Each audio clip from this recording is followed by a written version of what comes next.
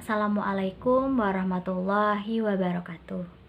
Perkenalkan, nama saya Arimi Desya Pratiwi dari kelas A4 E3, jurusan S1 Akuntansi, Prodi Ekonomi. Saya di sini untuk menyelesaikan tugas mata kuliah Peradaban Islam. Saya akan membawakan tema faktor-faktor kemajuan dan keruntuhan peradaban negeri Sabah. Sebelum kita masuk ke faktor-faktornya, saya akan menjelaskan terlebih dahulu tentang negeri Sabah.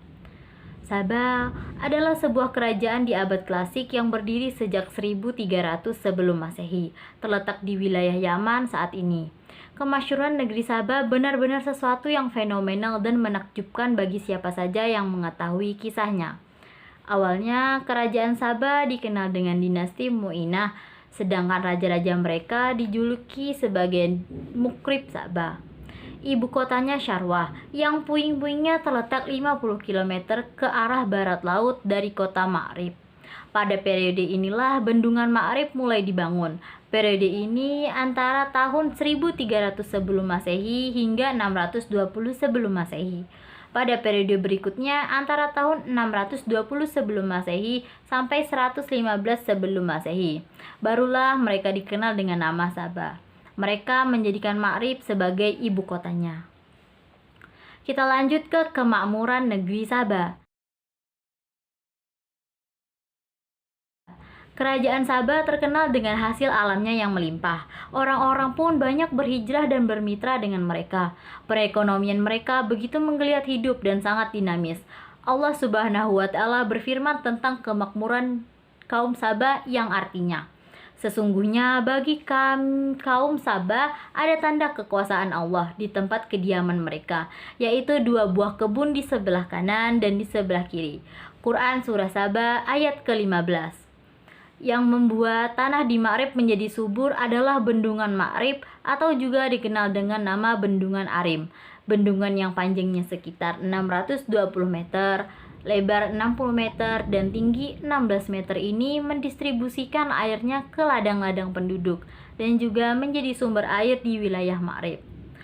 Banyak sekali literatur sejarah yang menyebutkan bahwa yang membangun bendungan ini adalah Raja Sabah bin Yasyub, sedangkan buku-buku tafsir lainnya mencantumkan nama Ratu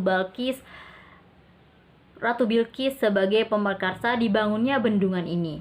Ratu Bilqis berinisiatif mendirikan bendungan tersebut lantaran terjadinya perebutan sumber air di antara rakyatnya yang mengakibatkan mereka saling bertikai bahkan sampai saling membunuh satu sama lain karena kekurangan air tersebut. Dengan dibangunnya bendungan ini, orang-orang Sabah tidak perlu lagi khawatir akan kehabisan air dan memperebutkan sumber air, karena bendungan tersebut sudah menjamin kebutuhan mereka, termasuk untuk mengairi kebun-kebun dan memberi minum ternak mereka. Selanjutnya, kita masuk ke kehancuran negeri Sabah.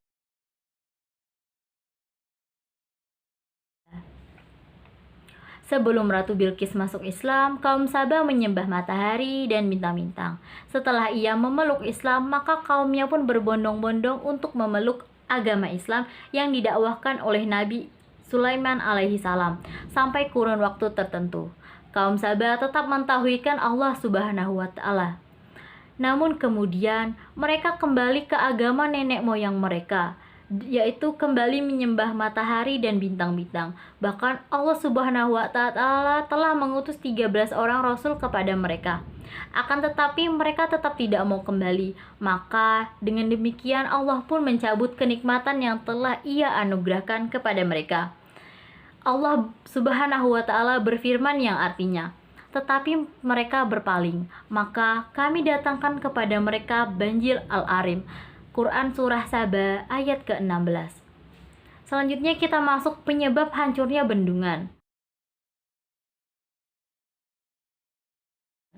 Penyebab hancurnya bendungan ini tentu saja adalah karena takdir Allah Subhanahu wa Ta'ala dan akibat dari kaum Sabah yang kufur akan nikmat Allah terhadap mereka. Namun, Allah menciptakan suatu perantara yang bisa diterima oleh logika manusia agar manusia lebih mudah merenungi dan menjadikan pelajaran dari sikap kaum Sabah tersebut. Bendungan ini hancur sekitar tahun 542 Masehi. Setelah hancurnya bendungan ini, mereka hidup dalam kesulitan.